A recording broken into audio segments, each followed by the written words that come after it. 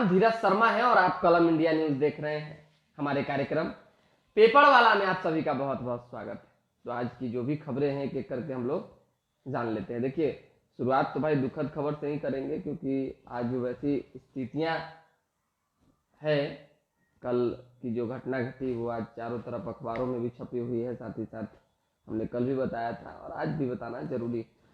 सोचिए कि स्कूल जा रहे बच्चे जो हैं वो बागमती नदी मुजफ्फरपुर में डूब गए। नाव डूब गई तो कई बच्चे डूब गए, कई महिलाएं डूब गई। अब तक जो है तकरीबन लापता होने की जहां तक बात रहे तो 14 लोगों के लापता होने की खबरें जो है मिल रही है।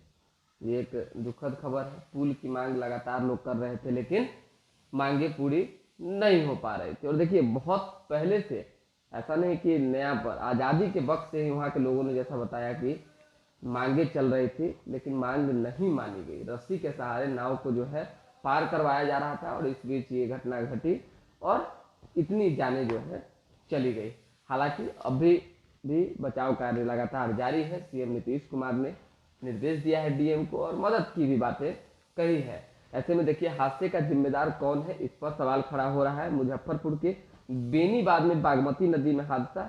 यहाँ पुल नहीं, नाव ही सहारा था, जिस वजह से लोग आते जाते थे अपने घर से मार्केट तक और मार्केट से घर तक। महिलाओं से भरी नाव डूबी जिसमें 12 लापता होने की खबरें जो है चल रही है। हालांकि कहीं 12 चल रहा है, कहीं 13 चल रहा है, कहीं 14 चल रहा है। ये तो अलग अलग जानकारी के ऊपर है, लेकिन जो सच्चाई है, आधिकारिक जो पुष्टि हुई है, उस पुष्टि के मुताबिक अगर देखा जाए तो तकरीबन 13 लोग लापता चल रहे हैं। तो उन्हें ढूंढने की कोशिश हो रही है। ये एक खबर है। 25 लोग सवार थे, 13 लोगों को अभी तक बचाया गया है। आपराधिक घटना पर हम लोग जो है चर्चा हमेशा करते रहते हैं कि भाई देखिए, बाप रे बाप, बिहार में अपराध की क्या कुछ स्थितियां हैं। सोचिए, चारों तरफ फायरिंग, समझिए, लूट, हत्या, फिरौती, जालसाजी सब हो रहा है। कोई ऐसा चीज है ही नहीं जो थोड़ा सा थमा। नीतीश कुमार भले ही कहते हो कि पहले से अपराध कमा हो, लेकिन स्थितियां क्या है वो आपके सामने। सोचिए ना, फतुआ में 50 राउंड फायरिंग हुआ है। इससे पूर्व भी इतना फायरिंग हो रखा है, 100 राउंड फायरिंग हुआ है और 3 लोगों की मौत हो गई। अब सोच के देखिए, कहां से गोली आ रहा है, कहां से बंदूक आ रहा है। कोई ना कोई इसका तो हिसाब होगा ना सरकार के पास, कि नहीं। तो ये तमाम चीजों पर नकेल कसने की जरूरत है। आप अखबार जब उठाएंगे सुबह सुबह, चाहे न्यूज के लिए टीवी या मोबाइल खोलेंगे, तो आपको 10 में से 6 खबरें अपराध की मिलेगी। ये हम नहीं कह रहे हैं, आप खुद स्वयं देखिएगा तो आपको पता चलेगा। ऐसा नहीं कि हम कह रहे हैं, आप देखिएगा। चलिए, सिर्फ जन्म प्रमाण पत्र से बन जाएंगे आधार, पासपोर्ट, डीएल एवं वोटर आईडी कार्ड। अब जो एक नया नियम है उसमें ये चीजें बताई जा रही है। उसी तरीके से कक्षा 9 से 12 तक के शिक्षक अभ्यर्थियों को प्रमाण पत्र जांच कराने का अंतिम मौका जो है आज दिया गया है। ये तमाम चीजें कर लें। इंडिया के नेता जो है INDIA, नॉट इंडिया, INDIA गठबंधन के जो नेता हैं, उन्होंने ये तय किया है कि 14 टीवी एंकर के शो में नहीं जाने के लिए। बताइए, पत्रकारों पर भी आप रोक लगा रहे हैं, विराम लगा रहे हैं, लगाते रहिए। लॉस किसका है? लॉस हमारा तो है नहीं, चाहे बाकी जो पत्रकार पर रोक लगी है उनका तो है नहीं। आज आप शो में जाने से रोक लगा रहे हैं, कल किसी कार्यक्रम में उन्हें आमंत्रण देने से मना कीजिएगा, कोई आएगा तो उस पर जो है दाहिना बायां करवाइएगा। तो यही सब रह गया है। तो ठीक है, बढ़िया, जैसा उचित लगे कीजिए, लेकिन कहीं ना कहीं पत्रकार पर पाबंदी उचित नहीं है। अरे भाई, शो में आप क्यों नहीं जाएंगे? क्योंकि आपको डर लगता है, आप पत्रकारों के सवाल का जवाब नहीं दे सकते हैं। ऐसा थोड़ी है कि आप जानकार होंगे, पढ़े लिखे होंगे और पूरी जानकारी और तथ्य के साथ अगर आप बैठेंगे डिबेट में तो हार जाएंगे। अगर जीतने के लिए लड़ाई लड़नी है तो लड़िए, और हारने के डर से किसी के शो में नहीं जाना, किसी का बहिष्कार करना, ये गलत है। तो इस पर कुछ कहना नहीं है। इस पर देखिए, विपक्ष की ओर से यानी बीजेपी की ओर से जो है कई तरह के बयान आए हैं। बिहार विपक्ष की बात करें या सत्ता पक्ष केंद्र में जो है उनकी बात करें, स्पष्ट तौर पे जो है ये बातें अनुराग ठाकुर जी की केंद्रीय मंत्री है, उन्होंने कहा है कि विपक्षी गठबंधन में इतनी छटपटाहट क्यों, आखिर इसके पीछे की वजह क्या है। कभी एंकर पे बैन लगा रहे हैं, कभी कुछ तो कभी कुछ, कभी सनातन पे बात कर रहे हैं, ये तमाम चीजें। नित्यानंद राय भी कल पूरा भड़के हुए थे कि सनातन धर्म पर टिप्पणी करने वाले, उनको खत्म करने की साजिश रचने वाले खुद समाप्त हो जाएंगे, ये चीजें। नित्यानंद राय ने तेजस्वी यादव पर भी एक बड़ा हमला बोला, कहा कि भाई छौ को मालदार विभाग लेके चुप्पे बैठे हुए हैं, ललन सिंह को सुलाए हुए हैं, यानी उनकी तबीयत खराब है, इसी पर तंज उन्होंने कसा। एक ये खबर है कि राजेंद्र नगर और शास्त्री नगर में हॉकी के वर्ल्ड क्लास टर्फ ग्राउंड बनेंगे। अब कब तक बनेंगे हम नहीं बता पाएंगे, क्योंकि अखबारों में जो चीजें छपती है वो खबरें होती है, धरातल पे जो चीजें उतरती है वो सच्चाई होती है। तो सच्चाई कब आएगी ये आने के बाद बता पाएंगे। 2 महिला वकीलों से लूटपाट हुई, हाई कोर्ट ने कहा आम लोगों के साथ क्या होता होगा। पटना एसएसपी को तलब किया गया, रिपोर्ट मांगा गया, और स्वाभाविक सी बात है, आप आम लोगों की अगर पीड़ा को देखिएगा। परफेक्शन IAS, UPSE और BPSC फाउंडेशन क्लासेस के लिए समर्पित संस्थान। यहाँ आपको UPSE selected and interview appeared faculties द्वारा गाइड किया जाता है। Separate batches for Hindi and English medium. 65वीं और 64वीं BPSC एग्जाम में 69 और 107 रिजल्ट्स एवं 66वीं BPSC एग्जाम में 131 रिजल्ट्स हासिल किया है परफेक्शन IAS टीम ने। परफेक्शन IAS, कुमार टार, बोरिंग रोड, पटना। जो लोग पार्क में जाते हैं टहलने, मॉर्निंग वॉक पे, कहीं भी सड़कों पे निकलते हैं, रात में सब्जियां लाने जाते हैं शाम को, तो घर से निकलने के वक्त क्या महिलाएं वाकई सुरक्षित हैं, क्या पुरुष भी सुरक्षित हैं, जो सोना का चैन पहन के निकल रहे हैं, चाहे अंगूठी पहन के निकल रहे हैं, या तो झपट्टा मार गैंग घूम रहा है, तो उस पर कार्रवाई करने की जरूरत है। हालांकि पटना पुलिस पहले से थोड़ी सी सुधरी है, सुधरना यानी कार्रवाई के मामले में जो है एक्टिव हुई है, लेकिन अब भी बहुत चीजें हैं जिस पर विराम लगानी जरूरी है। ये खबर हो गई अस्पतालों में डेंगू के मरीजों के बढ़ने को लेकर जो है आधिकारिक तौर पे ये निर्देश दिए गए हैं कि बेड बढ़ाइए। फिर अस्पताल का चर्चा हो गया, फिर अस्पताल की बात हुई तो फिर हमारा माथा एकदम गर्मा जाएगा। स्वाभाविक सी बात है, आप दुनिया के किसी भी अस्पताल में चले जाइए और उसके कंपेयर से बिहार के अस्पताल का कंपेयर कीजिए, आपको पता चल जाएगा क्या स्थिति।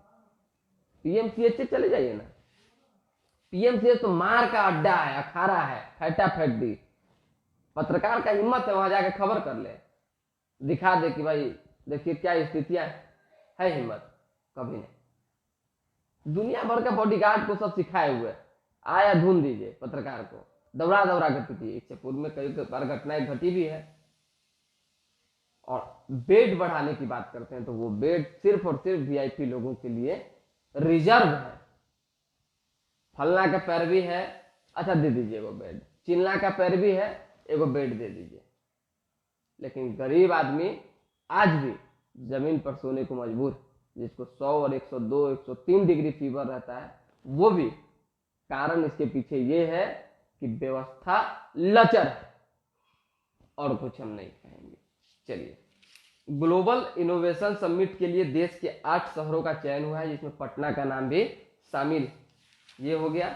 DSP हुमायूं ने गोली लगते ही पत्नी को किया वीडियो कॉल, शायद न बचूं, बेटे का ख्याल रखना। देखिए, बहुत ही दुखद खबर परसों भी आई थी कि जिस तरह से जम्मू कश्मीर में जो है 3 अधिकारी शहीद हो गए, जवान शहीद हो गए, ये दुखद खबर थी। CM ने कैंसर अस्पताल के नर्सिंग छात्रावास का शिलान्यास किया है। मुजफ्फरपुर होमी भावी कैंसर अस्पताल को 100 करोड़ जमीन देने की बातें भी नीतीश कुमार ने कही है। मुख्यमंत्री जिस अस्पताल में जाते हैं, बाप रे बाप, वो लगता है कि नया अस्पताल बना है, चाहे वो कितनों पुरान हो, 20 साल पहले का क्यों ना हो, तुरंत बना है, तैयार हुआ है। लेकिन CM नीतीश कुमार जहां जाते हैं वो तैयारियां करवाई जाती है। हम तो कहेंगे कि एक CM का काम ये भी है कि आप जो है नायक फिल्म की तरह, नायक है ना जी अनिल कपूर का, उसकी तरह उस भूमिका में आइए और बिना बताए जाइए, तब पता चलेगा कि क्या चीजें हो रही है। एक ये चीजें भी है। आपराधिक मामलों में आरोपी सांसदों विधायकों पर सुप्रीम कोर्ट में रिपोर्ट पेश। दागी नेताओं के चुनाव लड़ने पर 6 वर्ष नहीं बल्कि आजीवन पाबंदी हो, इस पर जो है चर्चाएं चल रही है। कल पूर्व राष्ट्रपति रामनाथ कोविंद पटना पहुंचे हैं, 2 दिवसीय दौरे पर हैं वो, कार्यक्रम में आज शामिल भी होंगे। ऐसे में वह कल रात को राजभवन में रुके थे। राजभवन में राज्यपाल राजेंद्र विश्वनाथ हार्लेकर ने स्वागत किया उनका। मुख्यमंत्री नीतीश कुमार शिष्टाचार मुलाकात करने गए हुए थे। ये खबर है।